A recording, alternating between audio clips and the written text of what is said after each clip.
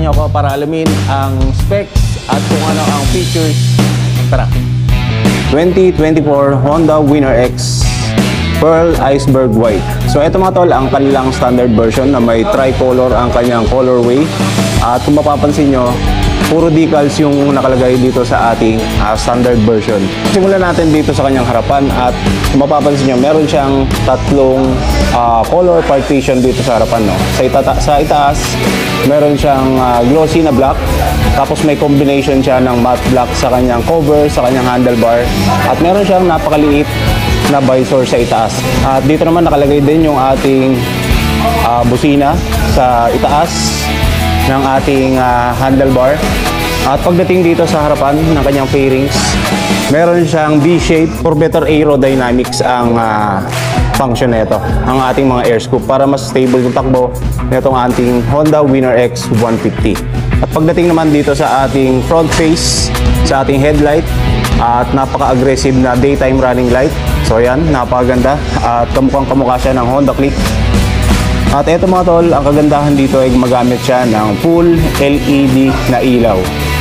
Maging sa ating signal light na napakaganda rin ng design. So hindi siya exposed dito sa gilid at iwas bali at iwas gastos din pagdating dito sa ating signal light. At sa ating braking system naman, syempre ito ay naka-wavy disc at meron siyang single piston caliper na may Nissan brand. Wala siyang ABS mga tol dahil standard version po ang isang ito. At meron siyang sukat na 90 by 80 by 17 inch at ito ay tubeless.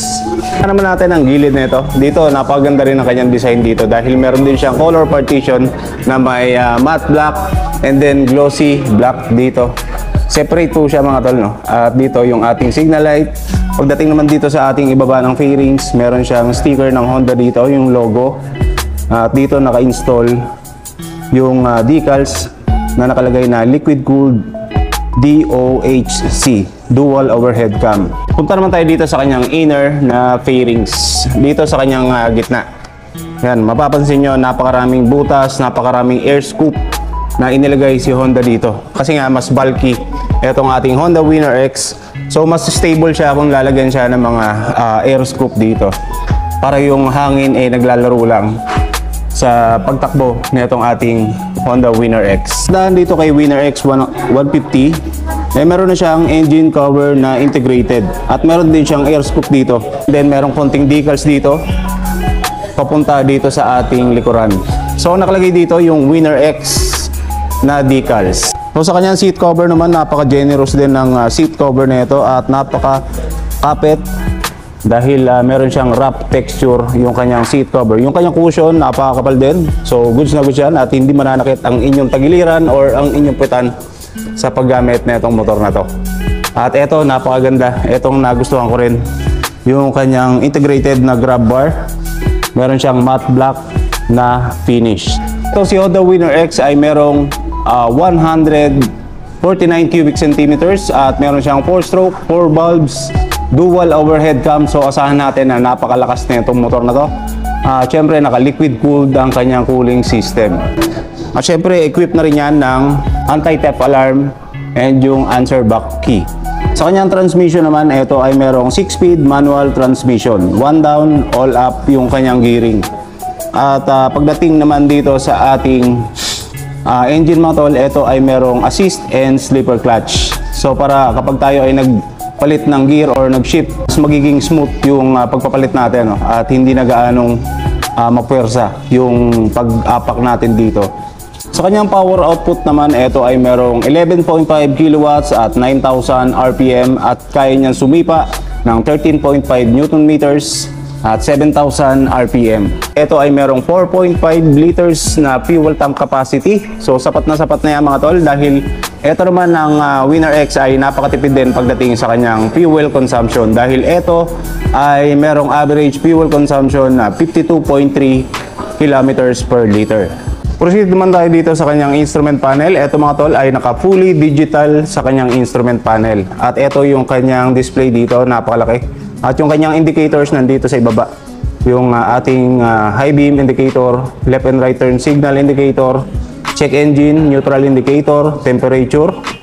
At yung dalawang buttons na select and adjust. Dito naman sa kanyang cover dito sa gilid, so meron din siyang dalawang partition ng color dito. Meron siyang glossy black at pagdating naman dito, meron siyang matte black na kulay. At meron siyang emblem ng Honda dito. Sa kanyang switches naman, ito ay merong high beam and low beam at yung kanyang passing light. So napakaganda yan at meron siyang passing light kapag tayo ay mag-overtake. So gamit na gamit po yan. Ito naman meron siyang busina. Pagdating dito sa ibaba, meron siyang left and right turn signal switches. At dito wala siyang kill switch. At meron naman siyang ignition starter.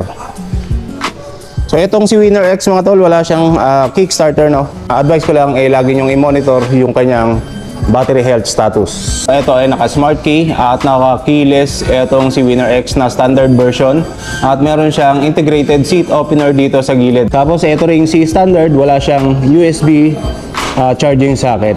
So yan po ang pinagkaiba nitong ating standard dun sa dalawang high-end na variants ni Winner X. Ito yung kanyang taillight, napaka-neat at napakaganda rin ang kanyang design. At ito mga tol ay gumagamit ng fully LED at maging sa ating signal light na dito naka-install sa ating rear fender. So goods na goods at napakatipid niyan sa kanyang baterya. So pagdating naman sa kanyang suspension dito sa likuran, syempre ito ay naka-monoshock bias swing arm. At dito naman sa ating swing arm, napakataba ng kanyang materials dito at meron siyang square yung kanyang yung kanyang design, glossy black. At dito naman yung ating chain at yung ating sprocket. Napakaganda na rin ang design ng ating sprocket, kakaibang kakaiba na. Sa braking system naman, eto mga tol, kung hindi nyo napapansin, yung kanyang caliper meron siyang silver yung kulay. Maging sa ating harapan na caliper, silver din yung kulay. At pagdating naman sa ating high-end na variants, ay color gold yung kulay ng kanilang mga caliper. So dito naman sa ating plate, so ito meron siyang petal disc na design. At ito ay merong single piston caliper na may Nissin brand. So asahan natin na mas maganda at mas malakas yung ating braking power dito sa motor na to. Sa kanyang wheels naman, ito ay naka-cast wheel, meron siyang color black na kulay. At ito ay naka-IRC ang brand nito mga tol, no? Yung kanyang gulong na standard.